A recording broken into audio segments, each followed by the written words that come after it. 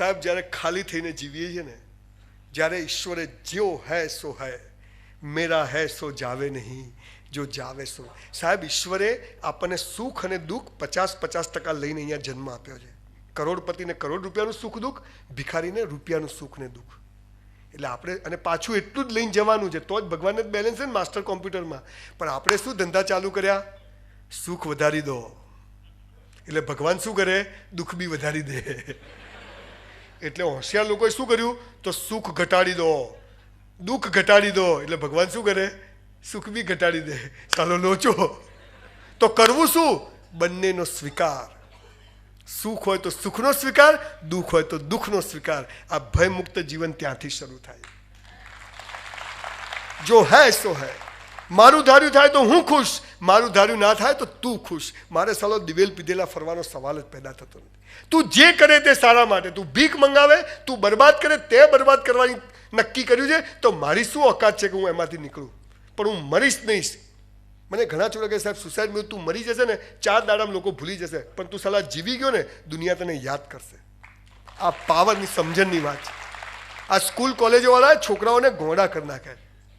ટકા લાવો, 94% લાવો. સ્કૂલ બાર બોર્ડ માર્યો, અમારી સ્કૂલનું ગૌરવ. મેં કીધું આ 4 જણા તો ઘેર હોત ને તોય પહેલો નંબર આવત. છેલ્લી નોટોનો લાવ ફોટો, તું હાચો. ગાંધીજી જેવા બનો. કસ્તુરબા ક્યાંથી લાવવાના? તમારે હાલા કહેવું છે ખાલી ખાલી. ભગતસિંહ જેવા થઈ જાઓ. એટલે ભગતસિંહ જેવા થવા બોમ્બ ફેંકવો પડે, ધોળિયા હોવા જોઈએ. હાલ તો આપણા વાળા મરી જાય બાપડા. ના કરાય યાર. કોઈએ કોઈના જેવું બનવાનું નથી, પણ દરેક વ્યક્તિએ પોતાની ગઈકાલ કરતા આજે આપણી જાતને બેસ્ટ બનાવવાની છે. આટલું જ ચાલુ કરવાનું. ભાડમાં જાય. સિગરેટ પીવાની ઈચ્છા થશે, રોડ ઉપર ઉભો રહીને પીશ, હંતાઈને નહીં પીવું. છોડવી છે પણ છૂટતી નથી. સલા મરી જાય ને પાર આવે. તું સિગરેટ તારા માટે છે, તું સિગરેટ માટે છે. સાહેબ 1500થી વધુ લોકોને વ્યસન છોડાવી દીધું એક જ કલાકમાં. અને તમને કહું છું, કોઈને દારૂ મસાલા ગુટકા 1 કલાકમાં છોડાવી ના દઉં ને, તમારે ત્યાં કચરા પોતું કરવાઈ જઈશ. આ ચેલેન્જ મારીને કહું છું. કેમ કે જિંદગીનો અસલી નશો ચડે ને તો આ ડુપ્લિકેટ નશાની સાલી જરૂર જ નથી. પણ અસલી નશો લાવવો ક્યાંથી? લગાવો. કોકને લાફો મારવો જ પેગ મારવો પડે.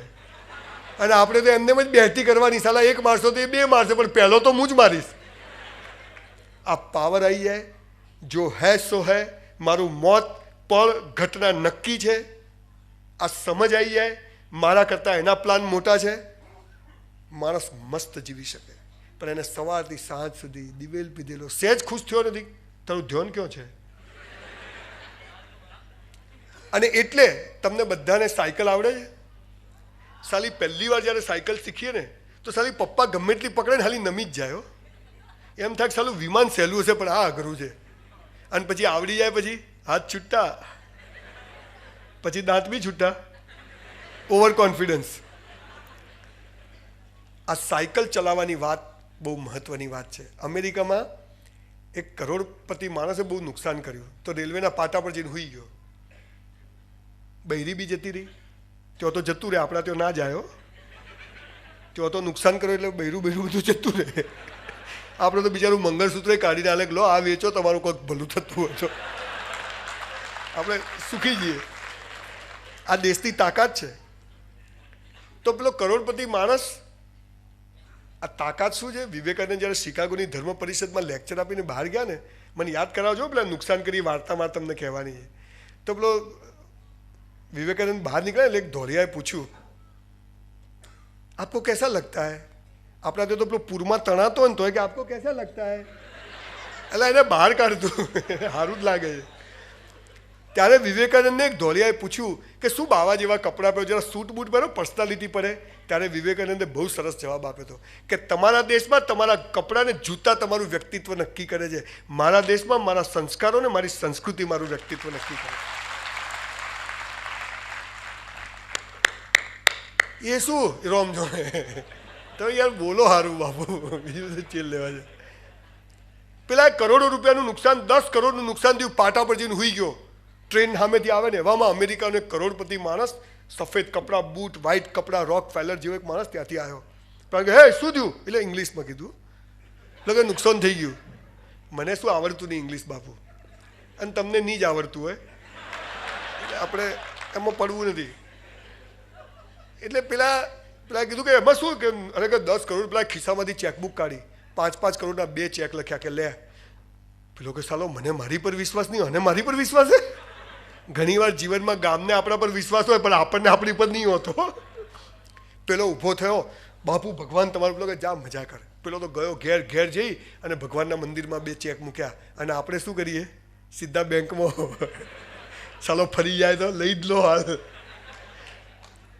એને મૂક્યા ને એને શું કીધું કે મેં આટલું બધું નુકસાન કર્યું તો હું એક પ્રયત્ન કરું, અને જો વધુ નુકસાન થશે તો આ ચેક વટાઈશ. એને ચેક મૂક્યા.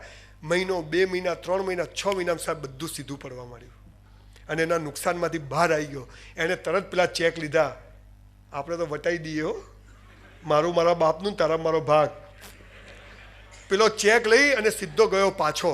અને સવારે પેલો સફેદ કપડાવાળો માણસ ત્યાંથી કે હે જેન્ટલમેન, કે હાય ગુડ મોર્નિંગ. કે બાપુ એવામાં પાછળ 4 પોલીસવાળા પેલી ગાયો પકડવાનું પાંજરું આવે ને એવું લઈને આવ્યા અને પેલા સફેદ કપડાવાળા માણસને ટાંગા ટોળી કરીને ફેંક્યો અંદર. પેલો કે હે, અરે કે આ તો ગોળો છે, જેને તેને ચેકો હાલ દેજે રોજ. બસ હું તમને ચેકો હાલવા આવ્યો છું બાપુ, બીજું મારું કોઈ કામ નથી. મારી કોઈ વાત, કોઈ શબ્દથી કદાચ કોઈના જીવનમાં કંઈક પરિવર્તન આવે. આજે જ હું કોઈ વ્યક્તિના ત્યાં ગયો હતો, તેની મમ્મી એમ કીધું કે સંજયભાઈ તમે આને ના મળ્યા તો આ છોકરો સુસાઇડ કરવાનો. તો મને આજે ખબર પડી. એટલે મને એમ થયું કે આ કામ હું ચાલુ રાખું, કદાચ આનાથી લોકોના જીવનમાં પરિવર્તન ચોક્કસ આવે છે. અને શબ્દોની તાકાત છે કે જે માણસને માર પણ ખવડાવે ને માલ પણ ખવડાવે. હું તમને ગાળ બોલું, તમે લાફો મારો, હું સરસ વાત કરું, તમે તાળી પાડો, તો શબ્દની તાકાત છે. હવે મારો વિષય શરૂ કરું છું. આ તો મેં તમને કહો ના પ્યાર એનું ટ્રેલર બતાવ્યું, પિક્ચર હવે શરૂ કરું છું.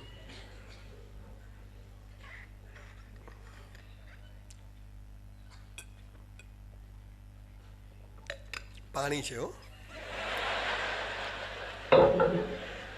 હું દરેક જગ્યાએ ખુલાસો એટલે કરું કે લાગે, અને પછી તો જે જોર જોરથી બોલે બાપુ.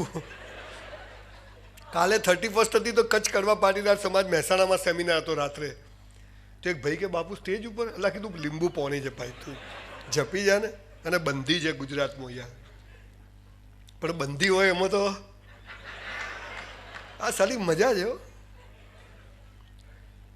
જીવનની 4 અવસ્થાઓ છે મિત્રો. ગીતા, કુરાન અને બાઇબલનો ડીપ સ્ટડી કર્યા પછી એક કોમન વાત જે હું સમજ્યો, અને દુનિયાભરના લોકોએ જેને અનુસરણ કર્યું, કોમન વાતોની વાત કરું છું, બબાલોની વાત નથી કરતો. આ કોમન વાતો કઈ છે કે જે ઈશ્વર અલ્લાહે જ્યારે પૃથ્વીનું સર્જન કર્યું ત્યારે માણસને કીધું કે તું આમ જીવ, હું તને બધું આપીશ, પણ એક ધ્યાન રાખજે કે તારા જીવનની 4 અવસ્થાઓ છે. પહેલું છે તારો ધર્મ, બીજું છે પૈસા કમાવા, સક્સેસ થવું, ત્રીજું છે પ્રેમ થવો, લગ્ન થવા, અવર સેક્સ્યુઅલ લાઈફ, અને ચોથું છે મોક્ષ. હે મનુષ્ય, પહેલું ને છેલ્લું તું કરજે, અને બીજું ને ત્રીજું મારી પર છોડી દેજે. આપણે શું ધંધા ચાલુ કર્યા, આ 2 હું કરું, આ 2 તું કર. દિવેલ પીધેલા ફરવાના છે. જેના ખેતરમાં, જેના ઘરમાં બેઠા છો એના નિયમો નહીં પાડો તો બનવાનું નથી. આ પૃથ્વીનો જે માલિક છે, આખા જહાનનો જે માલિક છે, એક ઈશ્વર, એક અલ્લાહ, નિર્ગુણ નિરાકાર, જેનો કોઈ રંગ રૂપ આકાર નથી, એક શક્તિ છે. એને એમ કહ્યું કે તું આ 2 ના કર, આ 2 કર, આ 2 કર, તો આ 2 હું તને આપીશ.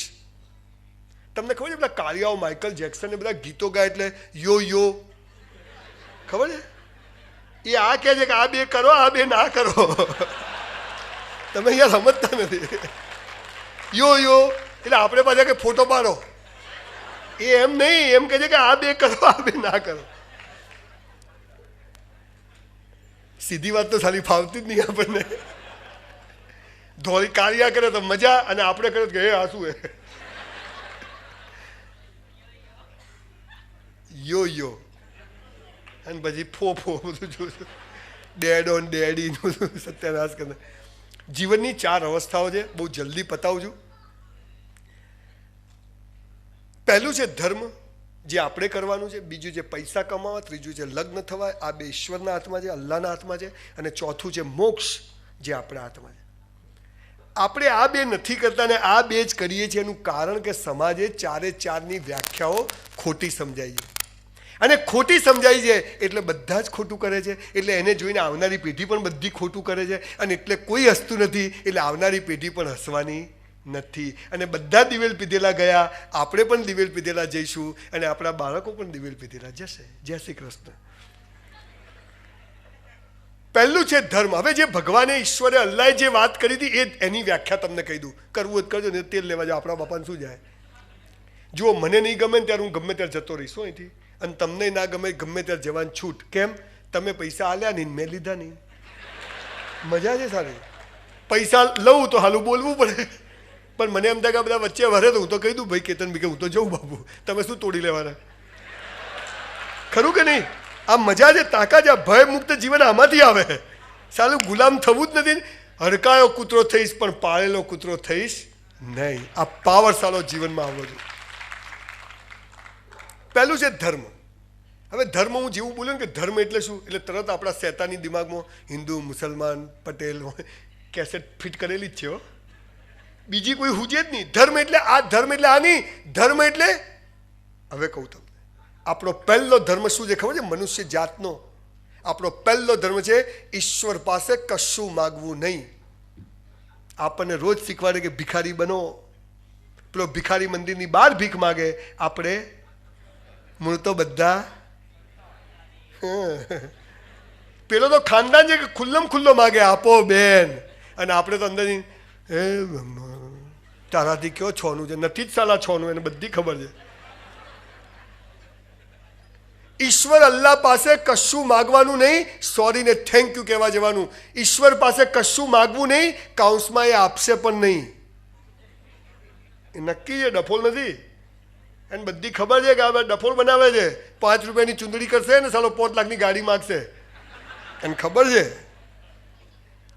ઈશ્વર પાસે કશું માગવું નહીં, ખાલી સોરી ને થેન્ક યુ કહેવા જવું. જેણે આપણને બનાવ્યા ને એને આપણે રોજ બનાવીએ છીએ. એમાં ને એમાં આપણે બીજા હું થઈ જઈએ છીએ. ભગવાન પાસે કશું માગવું નહીં. એને ખબર જ છે કે એને મોકલેલા બંદાને ક્યારે ક્યાં શું જોઈએ છે, અને યોગ્ય સમયે એને યોગ્ય વસ્તુ આપી દે છે. એ તું ના હાલે તો હું તો લઈ લઉં, મને તો કીધું ધ્યેય ઊંચો રાખો. એટલે ના રે, બધા તેંડુલકર થઈએ કે ગાવસ્કર તો છોકરો કેપ્ટન ના હોત. મૂળ વાત શું છે કે આપણો પહેલો ધર્મ છે ઈશ્વર પાસે કશું માગવું નહીં, સોરી ને થેન્ક યુ કહેવા જેવું. સાહેબ, બીમાર હો, તકલીફમાં હો, બરબાદ થઈ ગયા હોય, બીમારી થઈ ગઈ હોય, મૂડ ના હોય તો કદી મંદિર મસ્જિદમાં જશો નહીં. પણ ખુશ હો, મસ્ત હો, મૂડમાં હો, ટોપ હોય તો ભગવાન પાસે જજો. કેમ કે આપણા રોતડા થોબડાઓ જોવા એને ગમતા નથી. એને મસ્ત માણસો જોઈએ, ખુશખુશાલ માણસો જોઈએ. આ તો આખો હળી જાય. ભગવાન લઈ લે લઈ લે, ભગવાન કે ત્યાં જ રે, તને સાલા ઉપર લઈ જઈને કરું છું, ત્યાં ચેપ લગાડે બધા સાલા. અમારી માંગે પૂરી કરો, આપણે ત્યાં ચાલુ. એ તો ભગતસિંહને લે, વિવેકાનંદને લે, મીરાબાઈને લે, તમને મને લઈ જઈને કરે શું બોલો? આપણે તો ત્યાં બી ક્યાંથી આવી નોટ, મેં આવી તો મોકલી નથી.